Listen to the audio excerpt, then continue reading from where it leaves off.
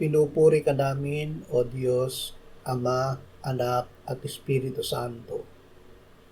Salamat, Ama, na ibinigay mo sa amin si Jesus na iyong anak, na namatay para sa aming kasalanan, iyong muling binuhay, iniakyat at iniluklok sa iyong kanan sa langit. Salamat na ibinigay mo sa amin ang iyong banal na Espiritu, at sa pamamagitan niya ay ibinuhos mo ang iyong pag-ibig sa aming puso. Ama, sa araw na ito ay muli naming babasahin, papakinggan at pagbubulay-bulayan ang iyong salita. Gagawin namin ito kahit hindi namin agad maunawaan ang iyong salita.